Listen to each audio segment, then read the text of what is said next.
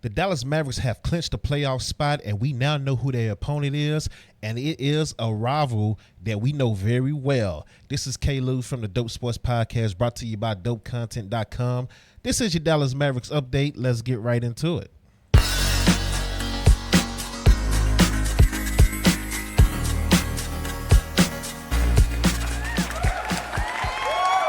Yep. Thank you for joining. Welcome back to the Dallas Mavericks update, brought to you by DopeContent.com. Yeah. Once again, I am your host, Kevin K. Lou Lewis Jr. here, and we are on the Dope Sports Podcast. We're on YouTube. Follow us on YouTube if you're not. Follow us on Twitch, Dope Content. The website, DopeContent.com. We're also on Amazon, Roku, and Apple TV now. Yeah. And the thing that you download, that you search up, is called the Connected TV Network. Connected TV Network. You download that on your Fire Stick, your Roku, Apple device, and it'll bring dope content right up. Yeah. So shout out to those who supporting us for that, and thank you for your love and your support. Let's get right into it, man. Dallas Mavericks right now are locked into that 5th seed. Their first round opponent will be yet again the Clippers. The Clippers team that we know very well. The Mavericks have seen this Clippers team twice since 2020 in the playoffs. And the first time in 2020 they lost in 6. Second time the next year they lost in 7. So this was when Porzingis and all them was here, Jalen Brunson, Dodo, and all these guys. The Clippers and the Mavericks have played 3 times this year with the Clippers winning 2. But if you look at the dates on those games, I believe the last game was in December before the trade deadline. So the Clippers, it's the same team, but they're seeing a different Mavericks team, because the team that we have now, that's not the team that was there when they beat us the last time. And I believe Kyrie was hurt in one of those games, and Luka was hurt in one of those games. So Mavericks fans, I know, the Clippers are loaded. They got 4 All-Stars. I get it. 4 guys that's probably going to the Hall of Fame most likely. I get it, and they're pretty deep. But I wouldn't panic. I wouldn't worry about it. Luka, Luka does his thing against the Clippers. He acts a fool against the Clippers. Luka averaged 33 points, 8 rebounds, and 7 assists against the Clippers. So, yeah. Now you got a fully healthy team, knock on wood, going into the playoffs. Hopefully Derek Lively is back. And, we just got Josh Green back. So, Maxi Kleber is back. So, we're trying to get healthy at the right time. So, God willing, the Mavericks are fully healthy, because they're going to need everybody to match up against this Clippers team. And another thing that's interesting about this matchup right now is the Mavericks are 50-30 right now. They're locked in the 5th seed. If they play the Clippers right now, if the playoffs started today, it'll be the Clippers with the home court advantage in the 4th seed. But the Clippers are 51-29. So they're only 1 game up, and there's 2 games left to play. Bruh. Right? So there's still a small chance that the Mavericks can get into that 4th spot. I don't know if it's going to happen. I think they missed their chance when they lost to Golden State the other week, because the Clippers lost that same night. I think that was their one opportunity to gain ground, and once they lost that game in Golden State, I was like, yeah, it might be it. But there's still a small chance, right? Let's give you these last 2 games. The Mavericks, 1 game out of the 4th spot, 2 games left. 1 game is against the Pistons. You should win that. But your last game of the season is against the OKC Thunder.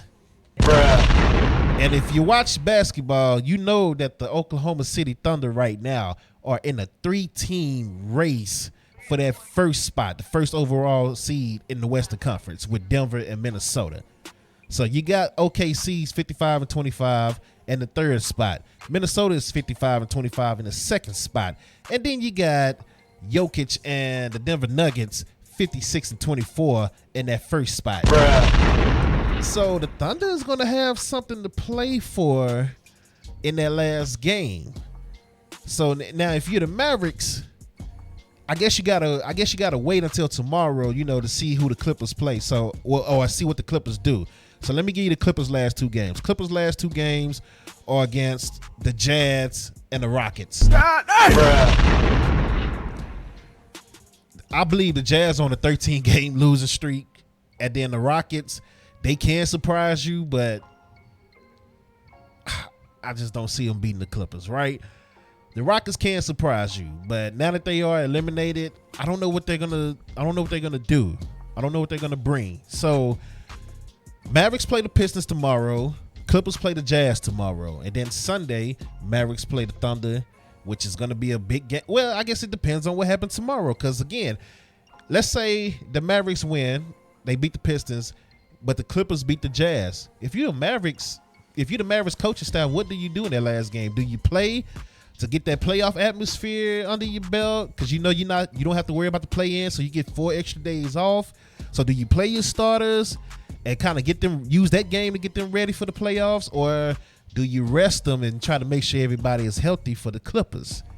What do you do if both of you guys win tomorrow, right?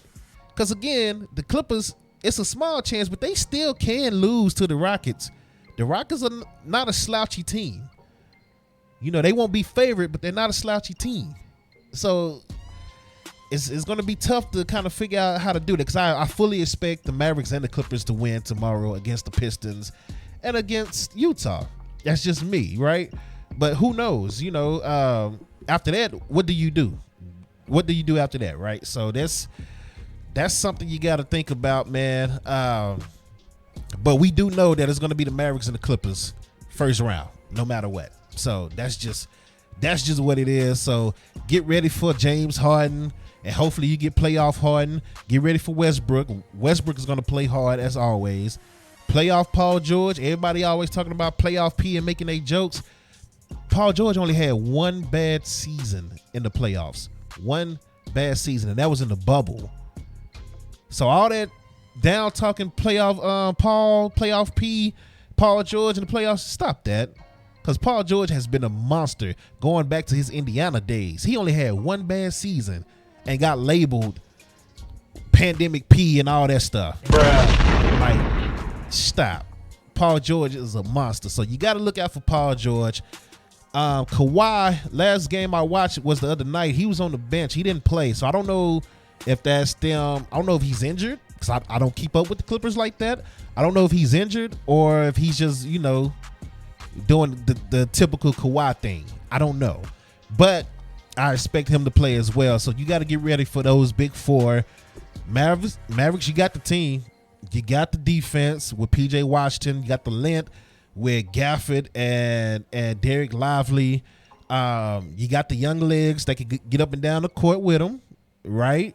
You got a lot to you on this team. You got the 2 stars that can score and do their thing, and they're both actually putting in effort and playing great defense this year. Not great, but good defense this year, right? So, and then again, Luka pretty much owns the Clippers. Luka's gonna, again, he averaged 33 points, 8 rebounds, and 7 assists against the Clippers. Bruh. So Luka has his way with the Clippers no matter who's on the court with him. He does whatever he want to do to the Clippers, to Kawhi, Paul George, and whoever, right? But now he got a guy next to him that can just take off with him, and Kyrie Irving. And I don't think, no shots to Jalen Brunson, but Jalen Brunson did not have a good series at all against the Clippers. This was young Jalen Brunson before Jalen Brunson took off, the last time they played the Clippers in the playoffs. Jalen Brunson has, I believe, 6 points in that game 7. Bruh. So it was just Luka. Porzingis didn't do nothing either, right? Because Rick Carlisle had him standing in the corner the whole time. So, and then he pretty much did the same with Jason Kidd the first year, right? So I think the Mavericks can take this series. I think they can take this series. I'm actually confident in them taking this series, even though it's going to be a tough series. I think it's going to go 7, but I think the Mavericks can take it. I think they have the team that can take out the Clippers, right? And let's get into this MVP update. So, according to NBA.com, the order for the MVP race is Jokic at 1, Luka at 2, SGA at 3, Giannis at 4, Tatum at 5. That's what I got earlier today. So it could have changed by the time this video uploads on YouTube. I don't know. But as of earlier this morning, it was in order: Jokic 1, Luka 2, SGA 3, Giannis 4, Tatum 5th. And I just don't understand it. What do you want Luka to do? What else does he have to do? Let's run down some numbers, some updated numbers for these guys. Jokic, 27 points, 12 rebounds, 9 assists. Fire. Luka, 34 points, 9 rebounds, 10 assists. That's his average. SGA, 30 points, 6 rebounds, 6 assists. Giannis, 30 points, 12 rebounds, 7 assists, right? Tatum, 27 points, 8 rebounds, 5 assists, but he's on the team with the best record in the NBA. Bruh. And to people like Stephen A. Smith and all those people that vote, which they really shouldn't. Some of these people shouldn't have votes. I'm sorry. Some of these people shouldn't have MVP votes. Stephen A. Smith was on First Take naming players for the Knicks that play for the Raptors. So, but he has an MVP vote. You know what I'm saying? Like,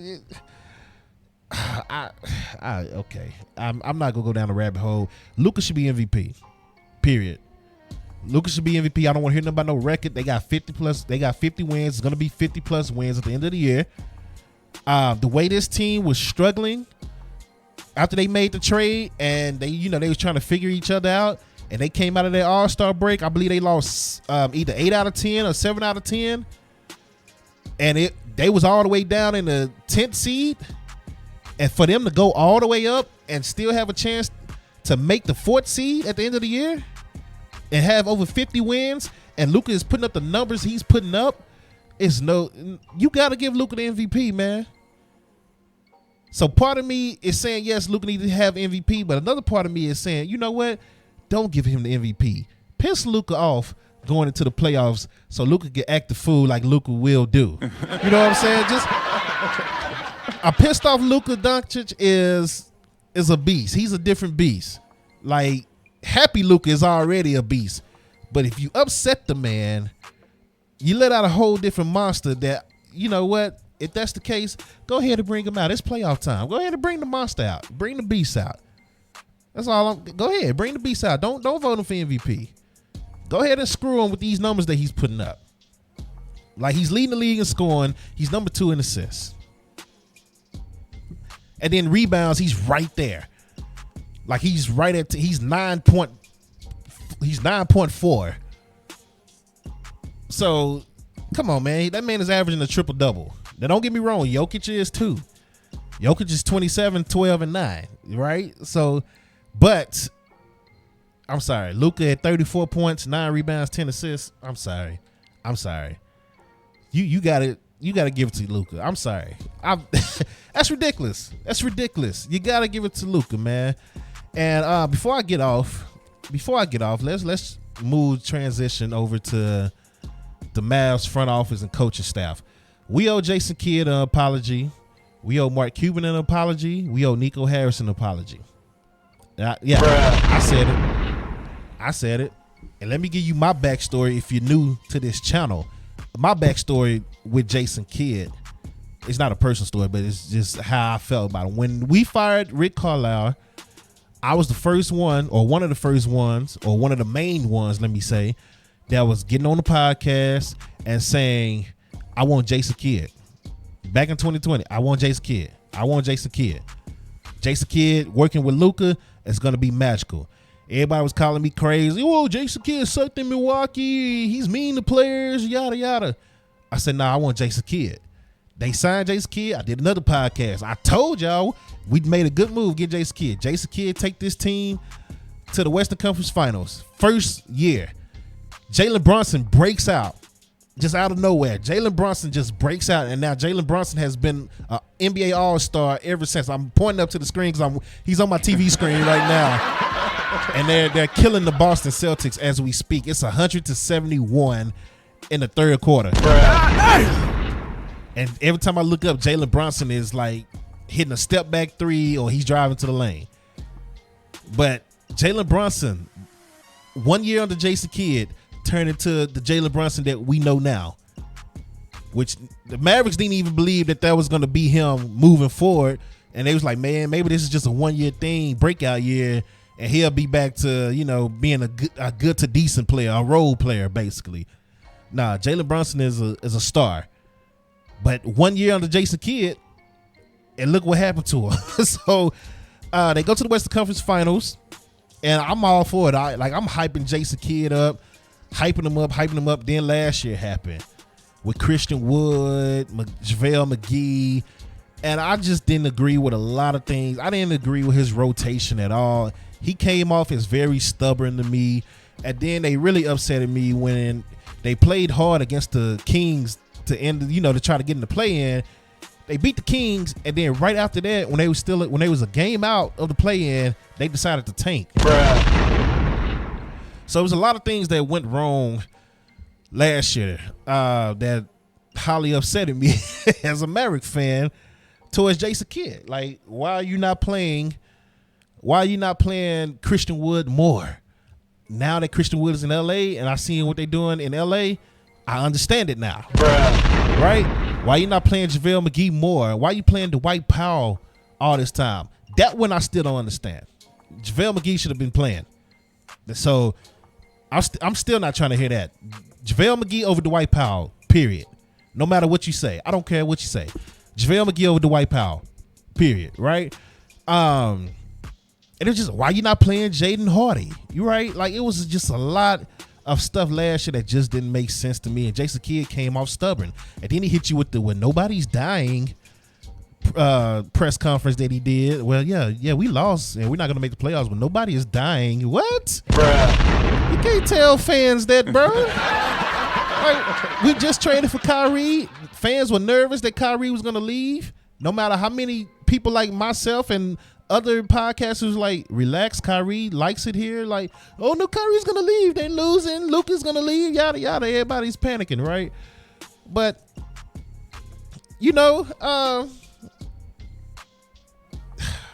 it was just a lot last year, right?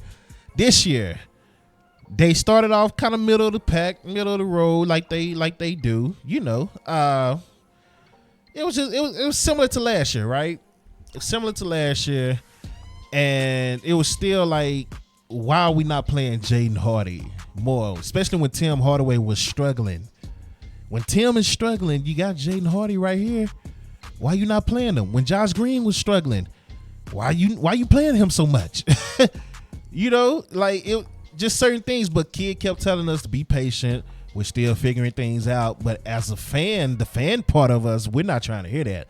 We're like, hey, we need to be winning right now, like, because last year we didn't even make the play-in. So we don't have patience. That's what it was. And it was a lot of fire Jason Kidd. I was never on the fire Jason Kidd train. Let me be clear. I was never on the fire Jason Kidd train.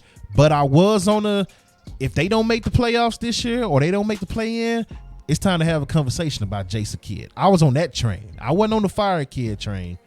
But I was like, hey, all right, now my patience is running low with him, right? They make the trade. They win a couple of games in a row. I'm like, okay, this team is looking pretty nice. I was happy when they said we got Daniel Gafford. And people on Facebook didn't understand it. And this is the same thing I had to deal with when the Mavericks back in the day got Tyson Chandler. And I was all happy. And everybody was like, what you happy for? He ain't no star. It's like, you don't get it. The Mavericks' problem back then was a center. They didn't have an athletic center that was a paint presence that could block shots, get rebounds, and help Dirk out in the paint. They got Tyson Chandler first year, went to the NBA championship, took out Kobe, Lamar, Paul Gasol, took out KD, Russ, took out James Harden, took out LeBron, D Wade, Chris Bosh, and then took out Portland before that, because that one guy changed so much. That one piece changed so much about that team. And that's what they didn't understand back then when I was so happy about Tyson Chandler. They traded for Gafford and PJ Washington. I was happy we got PJ too. I was very happy we got PJ, but I was more excited for Gafford, and they couldn't understand it on Facebook. Now that they see what he's doing, they're like, oh, okay. Okay, now I see Gafford is balling. I said, exactly. That's that type of center they needed to help Derek Lively out. Because when Derek Lively wasn't playing, or when he was coming off or when he was on the bench, let me say, that was a different team. Everybody was attacking the paint. You can't do that now when you got Lively in there in place of Derek. When you got Lively in there 1 minute and then you got Gafford in there the next minute. You can't do it. And they just throw hoops all day. So Facebook, I'm always tell you I told you so, Facebook. I'ma always tell you that. I'ma always tell you I told you so, Facebook. So I told you so about Daniel Gafford. I told you. Q Moore, I'll call your name. Quentin Moore, because you the main one. I told you. This is what Q gonna say to me when he hear it. This is actually his song too. This is what he gonna tell me. Bitch, fuck you. Yeah, that's what he's gonna tell me. Sorry. Any kids listening, I apologize, but that's Q Moore's song, so I'm kind of promoting my homie as well. But yeah, he argued with me multiple times about Daniel Gafford, and now look, yes, Daniel Gafford is going to end the season leading the NBA in field goal percentage, averaging a double-double. So I'm just saying, hey, this guy has been an absolute monster since he's been here. PJ Washington, I love what PJ Washington is doing on defensive end. He got to get this shot together. In the playoffs, he got to make these shots. Them corner threes and them elbow threes, he got to make those shots. You can't be missing those shots against the Clippers, man, in the playoffs. I'm sorry. And what I would like to see PJ Washington attacking the rim more. He should be attacking the rim more. When they got him, that's what I thought he was going to do. He was going to be that third guy on the court with Kyrie and Luka, who they'll get a ball to at times, let him create his own shot and get to the paint. Because he could do it. That's what he did in Charlotte. But like he turned into what Porzingis was in 2020. Just standing in the corner, waiting to get the ball, catch and shoot. And I've never known that to be his game. So anytime I did watch Charlotte when he was playing, I've never seen him just standing in the corner waiting to catch and shoot. So yes, his shot is kind of iffy right now, but I don't think he's playing his game right now. The good thing about PJ is his confidence ain't went nowhere. Like he's still firing them up, and he does every now and then go to the paint. Like so, I love what I'm seeing. And defensive wise, he's just a beast on defense, right? Big upgrade from Grant Williams. Big upgrade, right? But I want to see PJ attack the rim more, especially against the Clippers. I think this series is a chance for PJ to get some points in the paint. Because who's going to guard him? Is it going to be Kawhi? Kawhi is probably going to be on Luka. It's going to be Paul George. Paul George is going to probably be on Kyrie. It's going to be Westbrook. Westbrook too small for him. It's going to be Harden. Harden can't guard him. And then if they switch the center over there, then who's going to guard Gafford in the paint? He's going to be wide open for hoops.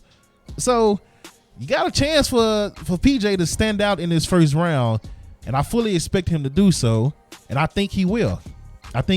So that's all I got for you today.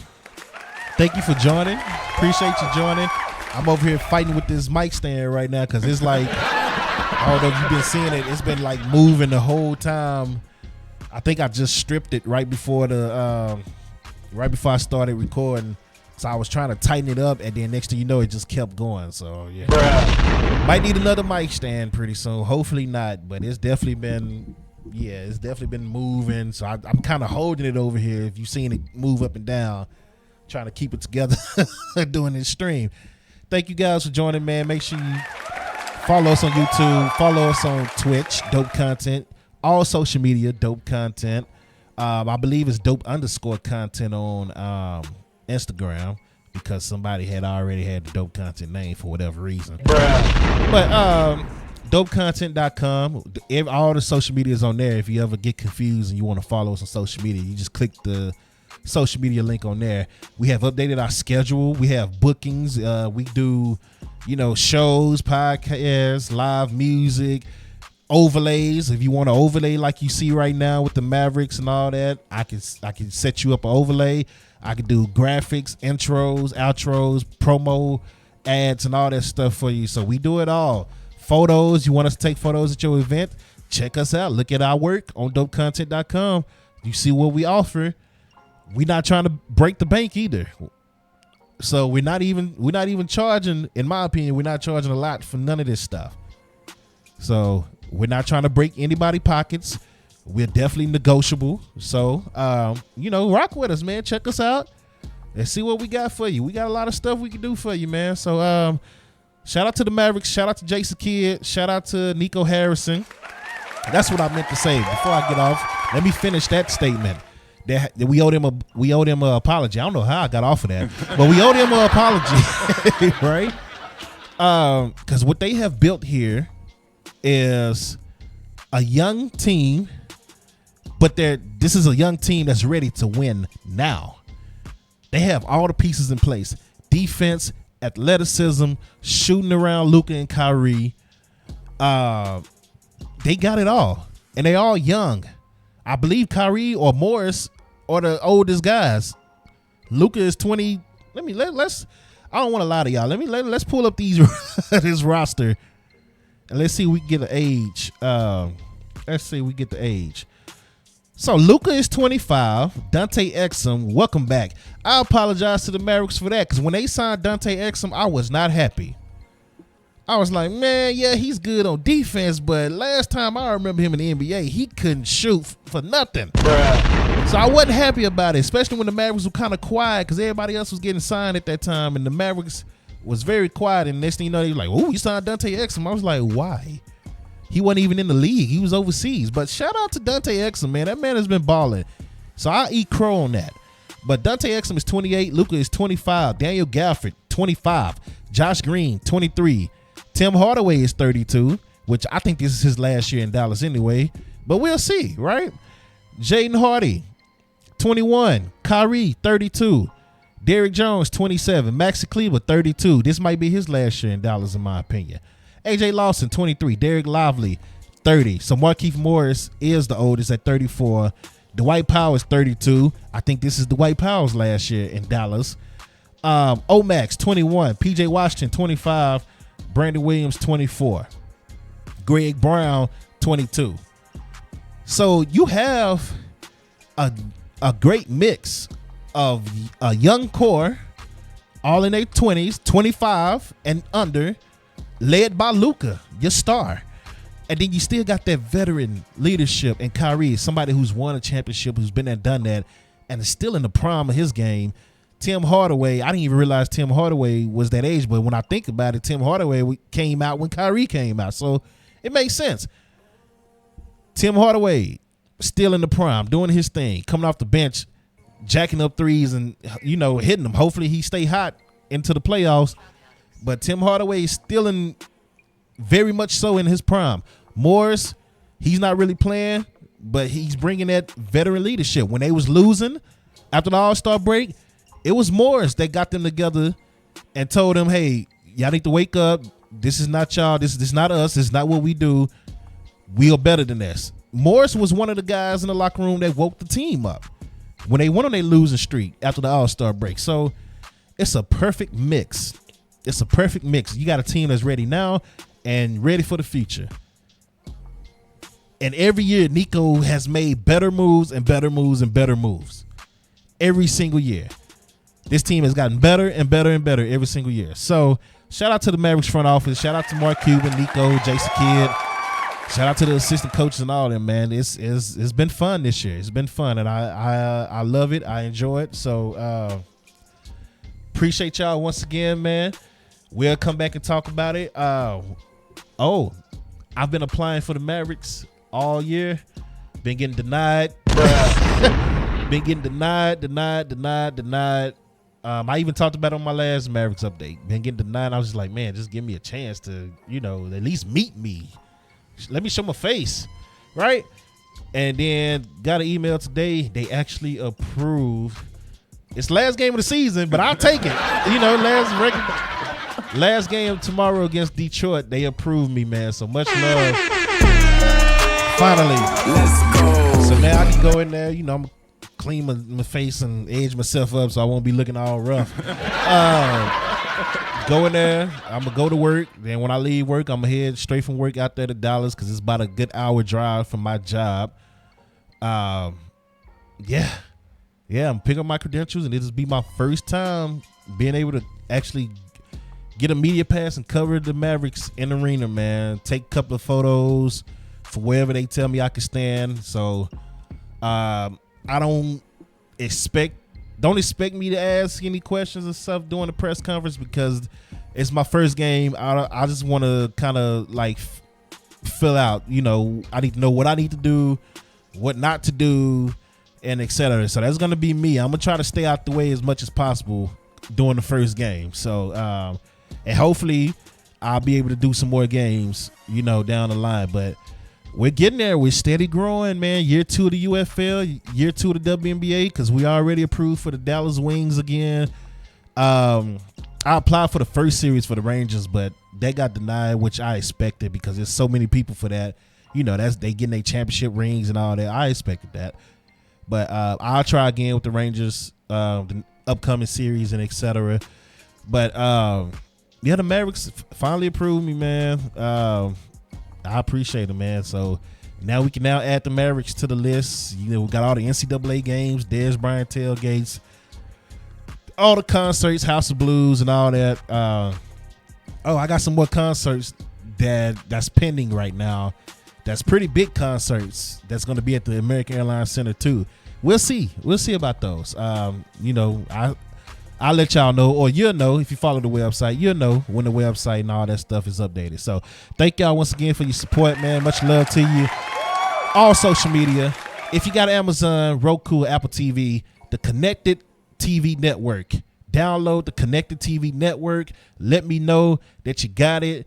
You'll see us on there. I'm talking. You'll see it. It's all dope content stuff. So, and then we're gonna have other creators soon putting their stuff on the channel, and then the channel is just gonna keep growing. So jump on the wave while it's still fresh, and you can be able to say, you know, 3 years down the road, 3 to 5 years later, when it's blowing up, you be like, hey, I was there from day one. I remember when that channel started. So hey, much love to y'all who do support, man. I appreciate y'all.